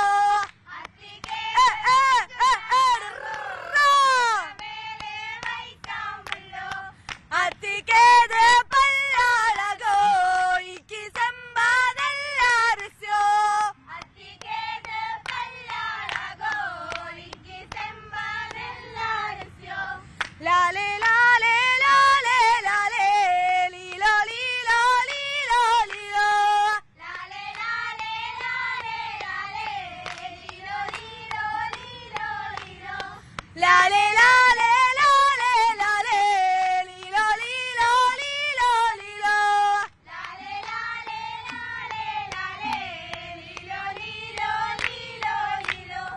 നല്ല രസമുണ്ട് കേട്ടോ. അതിനിടയിൽ ഒരു ശബ്ദം വന്നല്ലോ, അതെങ്ങനെ ഒന്നുകൂടി കാണിച്ചേ? ശബ്ദമുണ്ട്. ആ ഒരു ഒരു ശബ്ദം അതല്ല, അതെങ്ങനെ പഠിച്ചെടുത്തോ? പ്രാക്ടീസ് അല്ല, ഇത് എത്ര നാളത്തെ പ്രാക്ടീസ് ആയിരുന്നു? 5 മാസം ഇതിനു വേണ്ടി പ്രാക്ടീസ് ചെയ്തു അല്ലേ? അപ്പൊ ഇത് ഏത് സന്ദർഭത്തിലാണ് അവർ അവതരിപ്പിക്കുന്നതെന്ന് അറിയോ? ജനമരണം വരെയുള്ള കൃഷിയും എല്ലാത്തിനും ഉൾപ്പെടുന്ന ഒരു അല്ലെ, ഇത് പഠിക്കാൻ പറ്റിയതും നല്ലൊരു കാര്യമായിട്ട് തോന്നുന്നു അല്ലേ? ഇതൊക്കെ നമ്മൾ അറിയാത്തൊരു കലാരൂപം കൂടിയാണ്.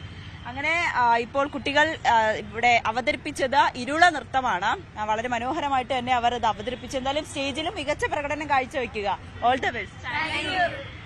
ഇങ്ങനെ ചങ്ങനാശ്ശേരിയിൽ നിന്നുള്ള കുട്ടികളാണ്. ഇതുപോലെ വ്യത്യസ്തമായിട്ടുള്ള നിരവധി കലാരൂപങ്ങൾ ഇത്തവണ ഉണ്ട് എന്നുള്ളതും മറ്റൊരു പ്രത്യേകതയാണ്. രഞ്ജിത്ത്, അതോടൊപ്പം തന്നെ ചരിത്രത്തിൽ ആദ്യമായി ഓൺലൈനായി അല്ലെങ്കിൽ വീഡിയോ കോൺഫറൻസിങ്ങിലൂടെ ഒരു കുട്ടി ഈ മത്സരത്തിൽ പങ്കെടുക്കുന്നു എന്നുള്ളൊരു കാര്യം കൂടി ഈ ഇത്തവണത്തെ കലോത്സവത്തിൽ നടക്കുന്നുണ്ട്. അത് ആ കുട്ടിയുടെ കഥ കേൾക്കുമ്പോൾ തന്നെ നമുക്ക് ഏറെ വിഷമം വരുന്നതാണ്. അത് ജില്ലാതലത്തിൽ വരെ അറബിക് പോസ്റ്റർ ഡിസൈനിങ്ങിന് 1ാം സ്ഥാനം നേടിയിരുന്നു. അതിന് സംസ്ഥാനത്തേക്ക് വരാനിരിക്കുമ്പോഴാണ് ആ കുട്ടിക്ക് ഒരു കുറച്ച് അസുഖം കലശലാവുകയും ഒരു ക്യാൻസറിന്റെ ഒരു വകഭേദമായിട്ടുള്ള ഒരു അസുഖം പിടിപെടുകയും അതിന് വീട്ടിൽ തന്നെ ക്വാറന്റൈൻ ഇരിക്കേണ്ട ഒരു സാഹചര്യമാകുന്നു. അച്ഛനും അമ്മയ്ക്കും അല്ലാതെ മറ്റാർക്കും ആ കുട്ടിയെ കാണുവാനോ പ്രവേശിക്കുവാനോ ഒന്നും തന്നെ കഴിയില്ല. അങ്ങനെ വീട്ടിലൊരു മുറിയിൽ, അടച്ചിട്ട മുറിയിൽ ആ കുട്ടി അതിന്റെ ഒരു ചികിത്സ തേടിക്കൊണ്ടിരിക്കുകയാണ്. പക്ഷെ അതിന് സംസ്ഥാന കലോത്സവത്തിൽ പങ്കെടുക്കണമെന്ന് അതിയായ ആഗ്രഹമുണ്ട്. അങ്ങനെ അത് വിദ്യാഭ്യാസ മന്ത്രിക്ക് കത്തെഴുതി താൻ മരണത്തിലേക്ക് പോവുകയാണ്. പക്ഷെ അതുകൊണ്ട് കലോത്സവത്തിൽ പങ്കെടുക്കണമെന്ന് വലിയ ആഗ്രഹം. ഇനി അത് സാധിക്കാൻ കഴിഞ്ഞില്ലെങ്കിലോ അങ്ങനെ പറഞ്ഞുകൊണ്ടൊരു അപേക്ഷ വിദ്യാഭ്യാസ മന്ത്രിക്ക് കുട്ടി അയച്ചു. അത് കണ്ട് കനിവ് തോന്നിയ വിദ്യാഭ്യാസ മന്ത്രി ഇത് കുറിച്ച് അന്വേഷിക്കുകയും അങ്ങനെ ഒരു തീരുമാനത്തിലെത്തി ആ കുട്ടിയെ വീഡിയോ കോൺഫറൻസിങ്ങിലൂടെ ഓൺലൈനായി ആ ഒരു മത്സരത്തിൽ പങ്കെടുപ്പിക്കാമെന്ന് അത് 11 മണിക്ക് ഇന്ന് നടക്കും. അത് കാണാൻ വിദ്യാഭ്യാസ മന്ത്രി തന്നെ എത്തുന്നുള്ളതാണ് ഏറ്റവും പ്രധാനപ്പെട്ട കാര്യം. കാസർഗോഡ് നിന്നായിരിക്കും ആ കുട്ടി ഓൺലൈനായി ഈ ഒരു മത്സരത്തിൽ പങ്കെടുക്കുക. അങ്ങനെ അത് നമുക്ക് ഇങ്ങനെ ആദ്യമായിട്ടാണ്, ചരിത്രത്തിൽ ആദ്യമായിട്ടാണ്, ഈ 64 വർഷത്തെ കലോത്സവ ചരിത്രത്തിൽ ആദ്യമായിട്ടാണ് ഈ ഒരു ഓൺലൈനായിട്ടൊക്കെ ഒരു മത്സരം നടക്കുക എന്ന് പറയുന്നത്. അതും ഈ കുട്ടിയുടെ ആരോഗ്യസ്ഥിതി പരിഗണിച്ചാണ് അങ്ങനെ വലിയൊരു കാര്യം നമ്മുടെ വിദ്യാഭ്യാസ മന്ത്രി ചെയ്തിരിക്കുന്നത്. നമ്മുടെ കുട്ടികളെ ഏതൊക്കെ വിധത്തിലാണ് അവർ പരിഗണിക്കുക എന്നത് തന്നെ ഓർക്കുമ്പോൾ വലിയ സന്തോഷം തോന്നുന്നുണ്ട്. അത് മാറ്റിവെച്ചാൽ ഒരുപാട് കല ഇന്ന് പ്രകടനങ്ങൾ വിവിധ മത്സര ഇനങ്ങൾ വിവിധ സ്റ്റേജുകളിലായി നടക്കുന്നുണ്ട്. 25 സ്റ്റേജുകളും ഇന്നും നിറഞ്ഞു തന്നെയായിരിക്കും. ഭരതനാട്യം, സംഘനൃത്തം, പരിചമുട്ട്, ഇരുളനൃത്തം, Chavittunatakam, mono act, Kathakali, group Kathakali, അതൊക്കെ ഇന്ന് നടക്കുന്നുണ്ട്. എന്തായാലും ഈ തൃശ്ശൂർ പൂരം പോലെ തന്നെ കലോത്സവ പൂരത്തെയും അതിഗംഭീരമായിട്ടാണ് ആഘോഷിക്കുന്നത്. ശരി, നവമി ദിനേശാണ് വിവരങ്ങൾ പങ്കുവച്ചത്. കലോത്സവ വേദിയിൽ ഡ്യൂട്ടിയിലുണ്ടായിരുന്ന തൃശൂർ ACPക്ക് ഒരു സമ്മാനമെത്തി. പേരാമംഗലം സ്വദേശി അതുല്യാണ് മാസങ്ങൾക്ക് മുൻപ് വരച്ച ചിത്രം ACP സലീഷിന് നൽകിയത്. ചെറിയ പ്രായം മുതൽ കേൾവിക്കുറവുള്ള അതുല്യയുടെ കഥ ആരുടെയും കരളലിയിപ്പിക്കുന്നതാണ്.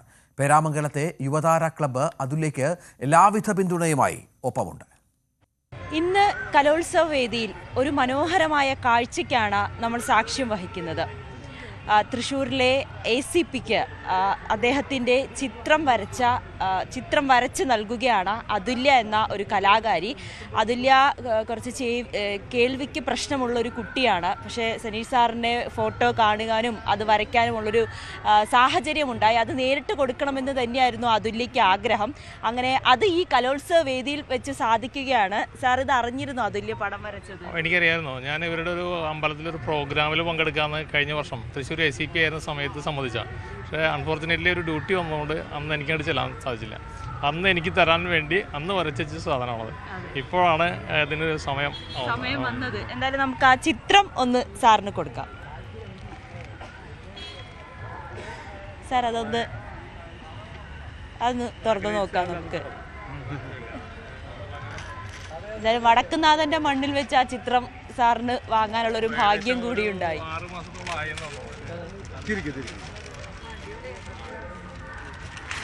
ഒരു കൈകൊടി കൊടുക്കാം അല്ലേ?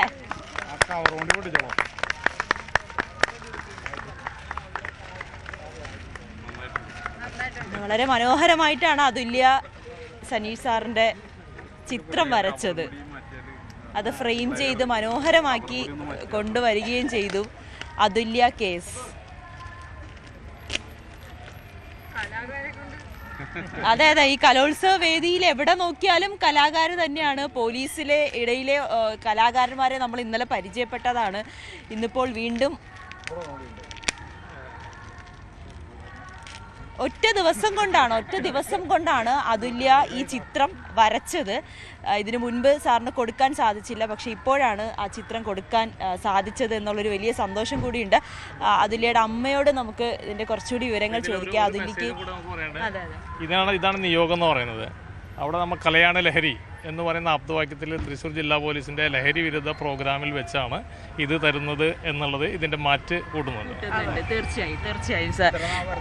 ഇന്നലെ കൊടുക്കാൻ പറ്റിയത് അതാണ് നിമിത്തം. ഇത് അതുല്യക്ക് സംസാരിക്കാൻ കുറച്ച് ബുദ്ധിമുട്ടുണ്ട്. നമുക്ക് അതുല്യയുടെ അമ്മയോട് തന്നെ ചോദിക്കാം. രണ്ടാം വയസ്സ് മുതൽ അതുല്യ ജനനം തൊട്ട് തന്നെ കേൾവിയില്ലാത്ത കുട്ടിയായിരുന്നു.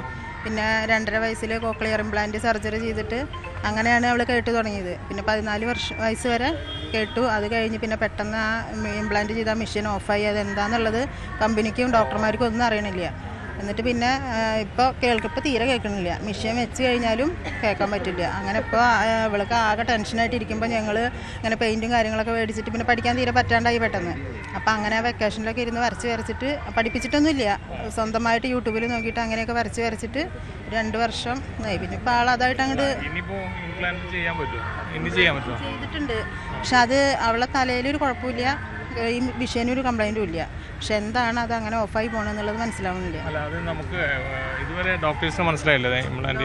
ഇതിൻ്റെ കമ്പനി ഓസ്ട്രേലിയൻ കമ്പനി ബാംഗ്ലൂരൊക്കെയാണ്. അപ്പോൾ അവർ ഇവിടെ വന്നിട്ട് നോക്കുന്നുണ്ട്. പക്ഷെ എന്നാലും അവർക്കത് മനസ്സിലാവുന്നില്ല എന്താണെന്നുള്ളത്.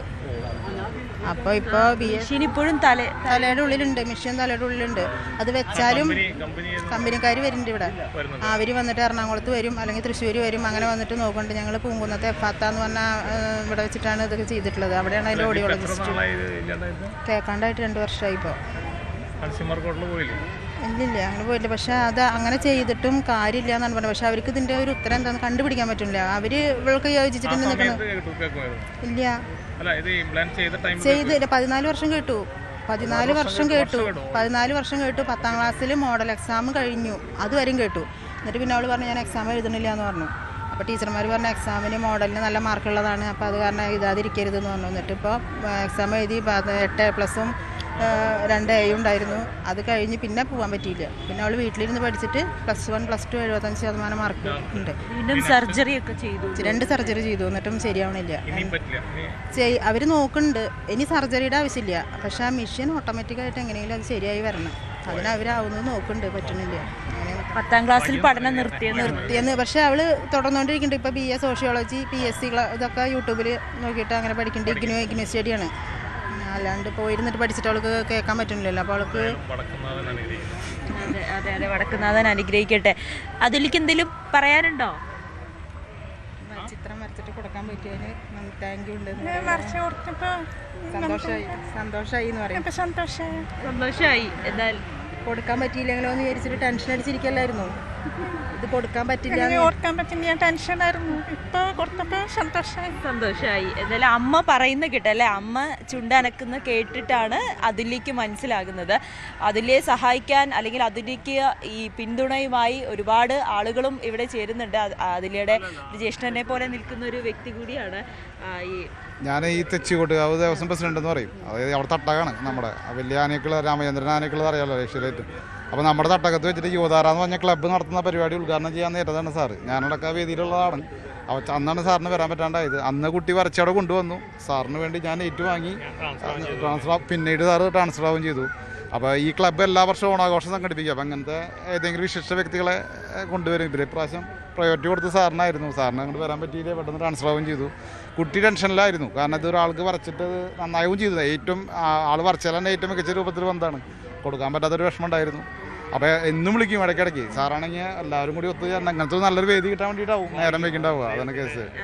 അപ്പോൾ സാക്ഷ്യം വഹിക്കാൻ ന്യൂസ് 8ക്കും കഴിഞ്ഞു എന്നുള്ളത് ഇരട്ടി സന്തോഷമാകുന്നു. എന്തായാലും വളരെ മനോഹരമായിട്ടുള്ള സന്തോഷം നിറയ്ക്കുന്ന ഒരു കാഴ്ച തന്നെയാണ്.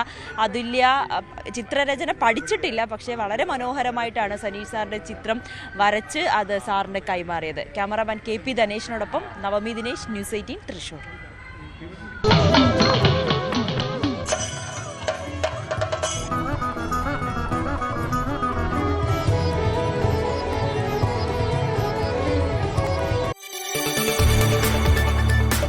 കൂടുതൽ വാർത്തകൾക്ക് news 18 Keralam YouTube channel subscribe ചെയ്യുക.